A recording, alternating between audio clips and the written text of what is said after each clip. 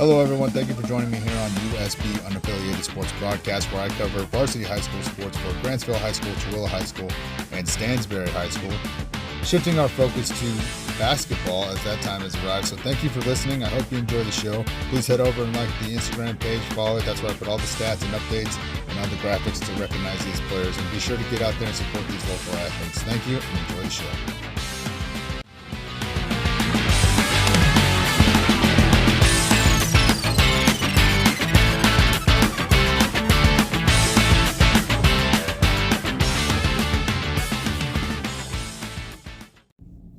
Hey, what's going on, everybody? Thank you for listening to Unaffiliated Sports Broadcast. This is the game day podcast for, what is it today? Friday, the 6th, right? It's the 6th? Yeah, Friday, December 6th. I almost said January. Good Lord, what a day. Hey, sorry, I'm a little bit behind, okay?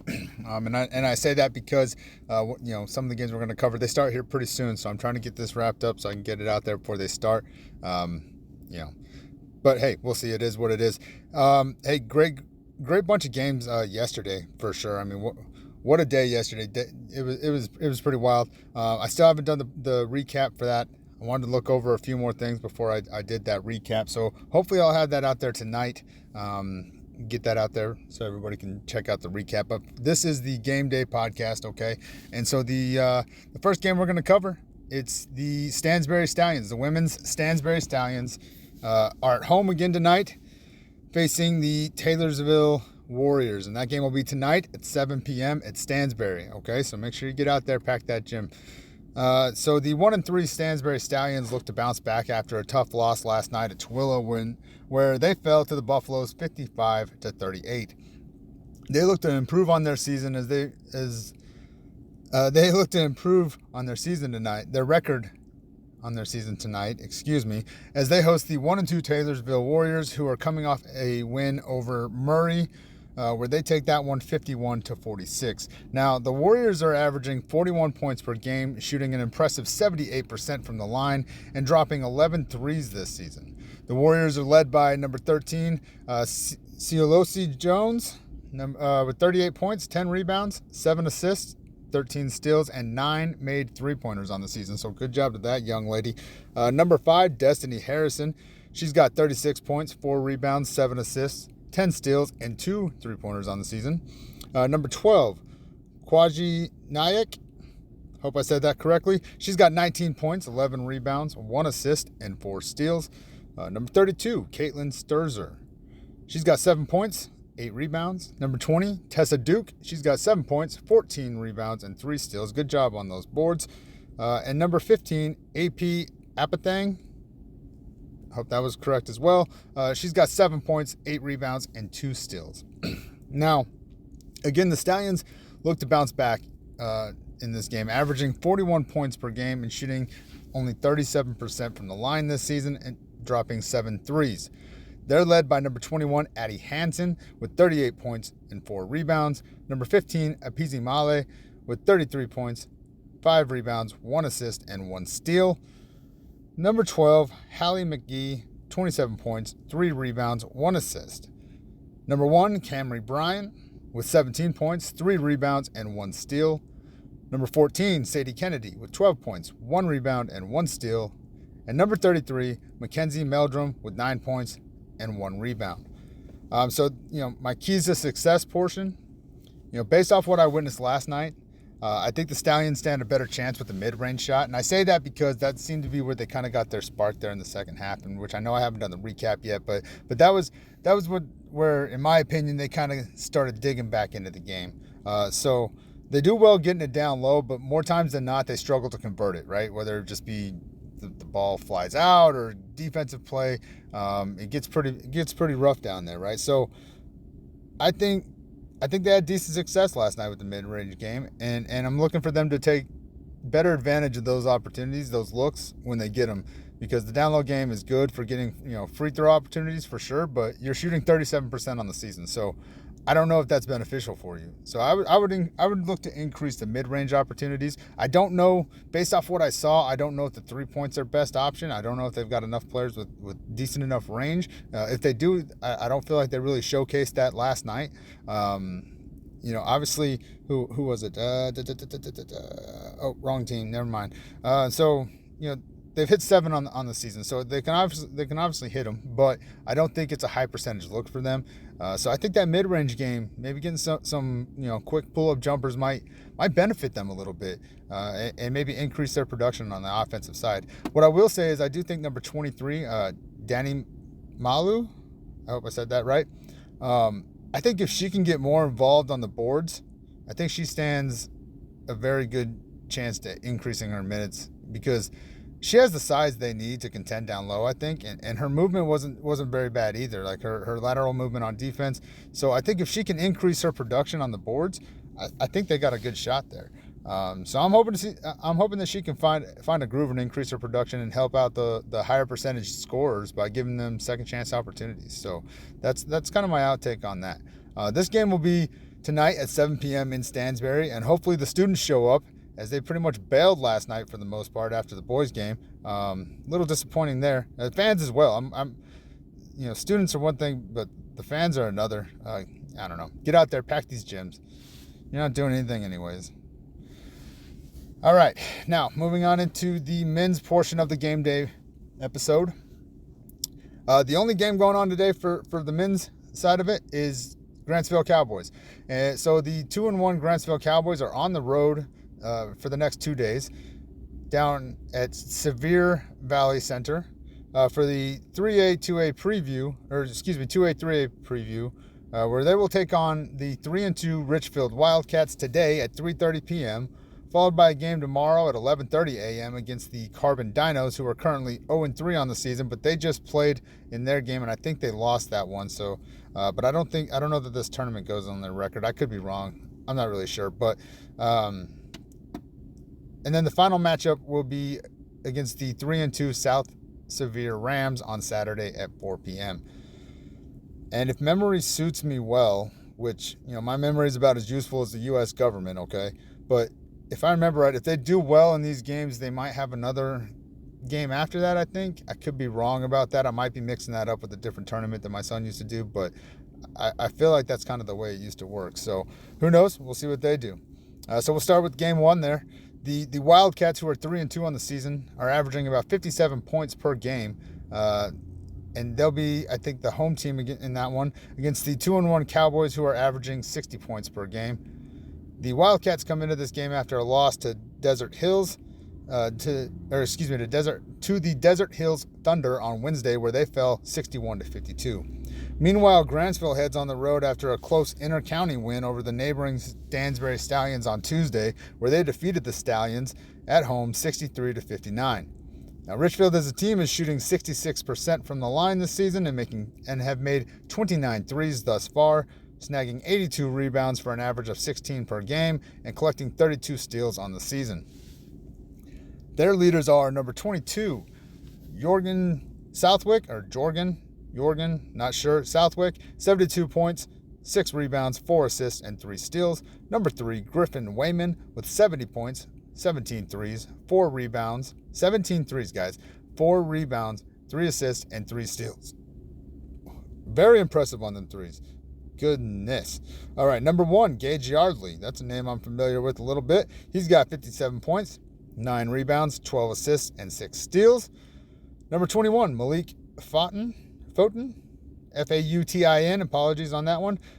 He's got 35 points, 28 rebounds. Good job on those boards. 9 assists and 8 steals. Number 30, Hudson Spell. He's got 34 points, 21 rebounds, 4 assists, and 7 steals. And number 12, Slate Wrights with 7 points, 6 rebounds, 3 assists, and 2 steals.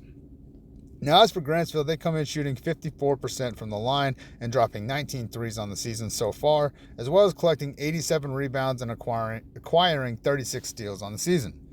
The Grantsville leaders are number 2, Bryson Roberts with 50 points, 13 rebounds, 15 assists, and 8 steals.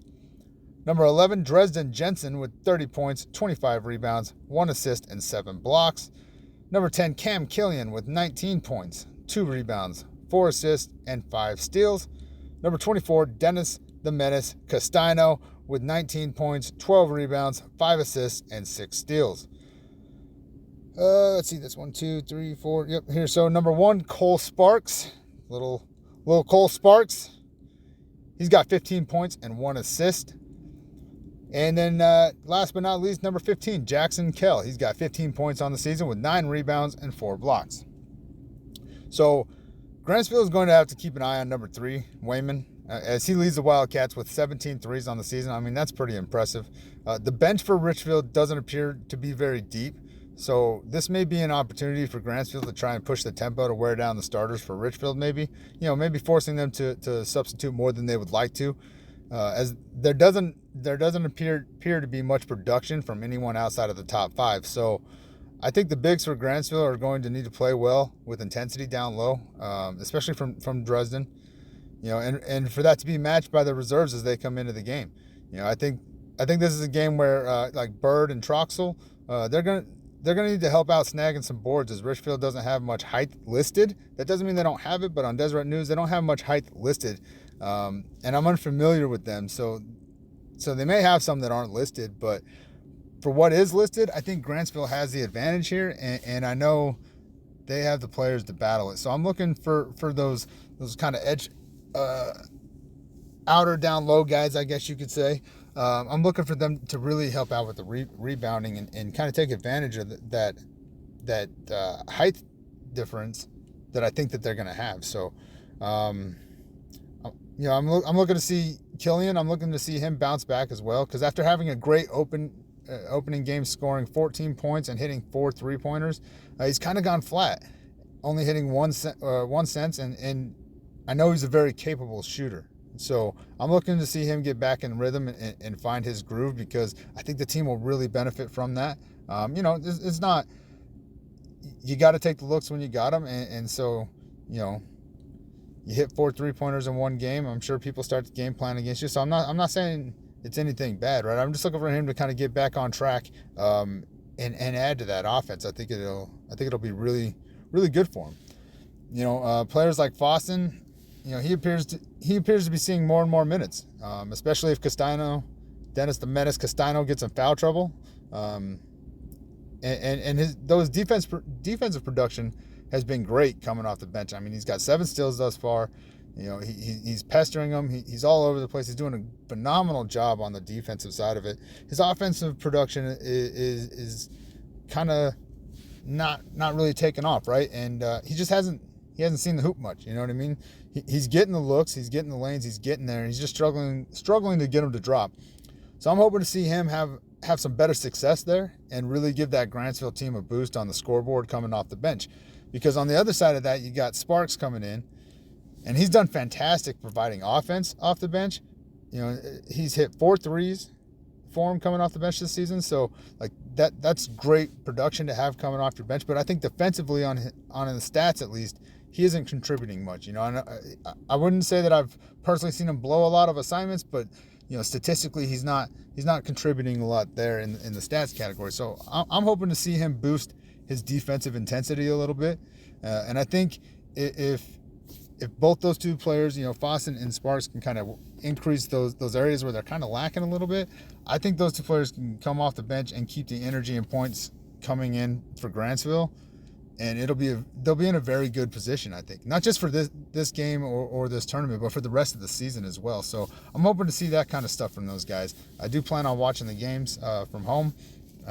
So I'm hoping to see that for those guys. I really am. And I know, and here's the crazy thing, I know they have a very talented JV roster as well. So the depth is definitely there. They can pull probably a couple other players up and who can have some positive productivity, I think, for that team. So I'm very excited for it. I think if those guys can work on that stuff and just kind of improve it a little bit, that team's going to be in a really good position moving forward, and it'll probably take some of the pressure off of Roberts, so he doesn't hit those situations where he feels like he's got to kind of do it all himself. I mean, Dresden played great in the last game. He really came in. So there's a lot of potential there, and I'm hoping that in this tournament in particular, they can kind of tap into some of that. As for the second game, Grantsville will face the currently playing. They already played. I was typing this up. They already played. I'm pretty sure they lost. Carbon Dinos, who are coming off an overtime loss to South Sevier, where they lost 69-65. The Dinos are averaging 58 points per game, 13 rebounds per game, and have hit 13 threes on the season. The Dinos are 61% from the free throw line this year on 54 attempts, but I think that stat might have been messed up in their last game because it was the same stat for both teams, and that's highly unlikely to me. So one of them was definitely messed up, just not sure whose. The Dinos are led by number 14, Kyler Orth. He's got 57 points, 19 rebounds, and 1 assist.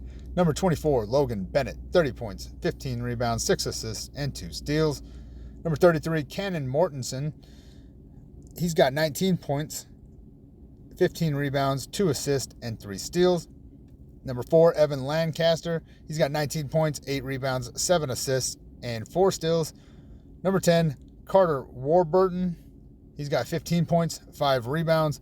And number 34, Ty Mortensen, with 11 points and 2 rebounds. As for the third game, Grantsville will be facing the South Sevier Rams, who are 3-2 on the season, coming in with an overtime win against the Carbon Dinos, where they take that game 69-65.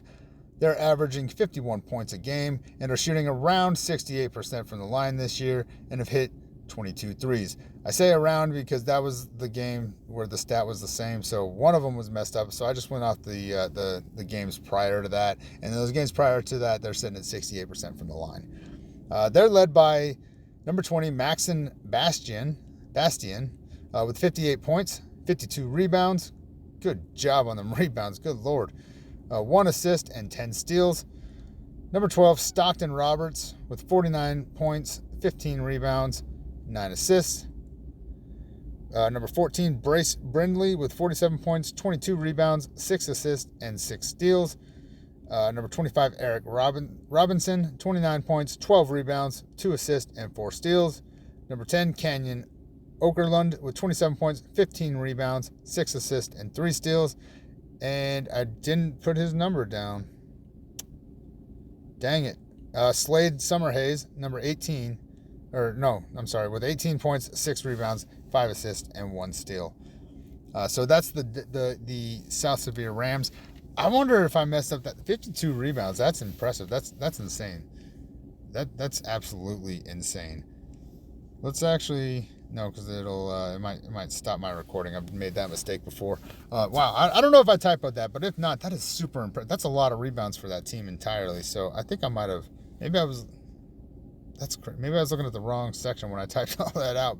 But I don't know. Either way, if not, hey, great job on the rebounds as a team. Holy cow. But if it was a typo, my bad, guys. Sorry. So good luck to the Grantsville Cowboys. Men's team is, they face off in this preview. I hope to be able to see some great improvements and achievements from them and look forward to covering the games, So good luck, men. Good luck.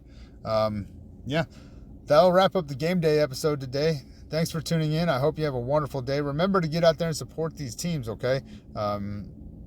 With your attendance. It's one thing to support them through fundraisers and things like that, but get out there and enjoy these games. Get up and do something. It's good for you, So, I don't know. And stick around. If there's doubleheaders, stick around. Don't leave. It's embarrassing. All right. Until next time, guys, please take care of yourselves, and we'll see you next time here on USB. Have a good day. Thank you for listening to USB, Unaffiliated Sports Broadcast. I hope you enjoyed the show. Be sure to get over there to Instagram and share this stuff. We also have a Facebook page if you're interested in that side of it. But get out there and share this stuff to support these local athletes. That's what it's all about. So thank you. I hope you enjoyed the show. The podcast is available on Spreaker, Spotify, Amazon Music, YouTube, iHeartRadio, and probably places I'm not even aware of. So be sure to get out there, like, follow, and share that stuff, and I hope you enjoyed it. Thank you.